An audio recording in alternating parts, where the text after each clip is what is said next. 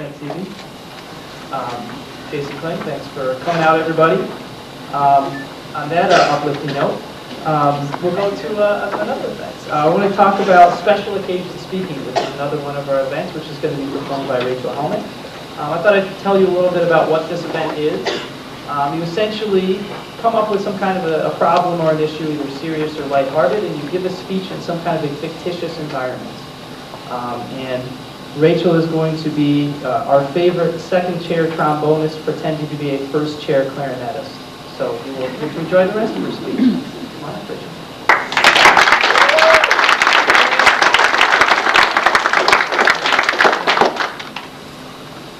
I just cannot believe this. I leave you alone in a room for 3 minutes, and look what happens. I mean, an all-out brawl between the band, orchestra, and choir? What were you thinking? What am I going to tell the school board? Danny still can't get his hat out of the tuba. Susan's cello has been confiscated as a weapon.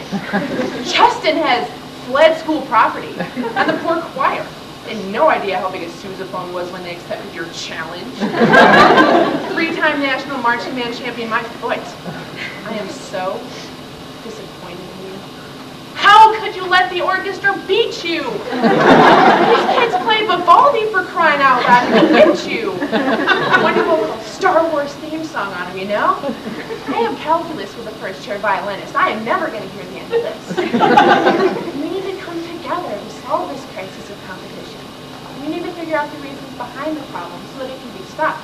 That's why I, being president of the band and first chair clarinetist, have been asked to speak to you today, the Mighty Muskrat Marching Band, here at Saturday School. In the next 4 hours of your detention, you will not only have the chance to think about the destruction you caused, but you might actually learn something. First, we're going to tune into the problem of inter-school competition. Next, we'll count the rhythms of why this rivalry happens. Finally, we'll harmonize solutions, so that I don't have to keep explaining to the principal how the triangles keep ending up as Chinese throwing stars. Let's tune into the problem of inter-school rivalry. Competition is everywhere.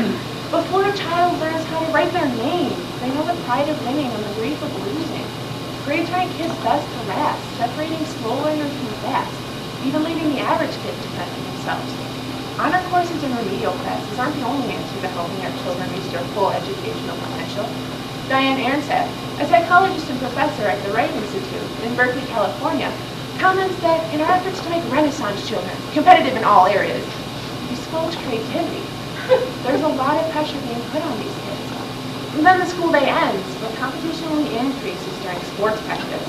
There's a huge difference between being on varsity versus freshman D. And when the kids do get a chance to play, all they care about is making the other team cry. Kids learn pride or shame very early and they don't forget. But we don't only see this in sports. You guys know this better than anybody. 2 groups that will always and forever hate each other are the National Championship Award-winning Mighty Muskrat Marching Band orchestra. The only exception is when we come together in mass hate of the choir. There shouldn't be these kind of tensions. The orchestra is just jealous because we have fans cheering for us during halftime. And the choir is just jealous because musical instruments actually require talent. If you look at the problems within the band, it's a whole new ballgame. Every section has its own opinions. The trumpets think they're God's gift to mankind. The drumline couldn't count if their lives depended on it. And thanks to the piccolos, I now respond to dog whistles. The only section that carries its weight around here are the clarinets. I'm there to help them. Now let's count the rhythms of why this rivalry happens. Child psychologist David Alpine, a professor at Tufts University, comments that we learn through bad experiences. Through failure we learn how to cope. But children aren't given the chance to fail. According to the article in Nation of Wimps in the October 2005 issue of Psychology Today, over 40,000 U.S. schools no longer have recess. If kids can't fall off the monkey bars playing with friends, they're never going to have the chance to. Recess.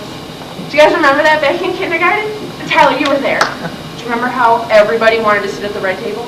Do you remember that one time that Eddie and Tracy got in a fight and Eddie pulled out his Kung Fu Mastery?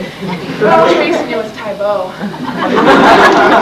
When Mrs. Gilbertson finally pulled them off each other, she explained to us that she knows we all want to sit at the right table.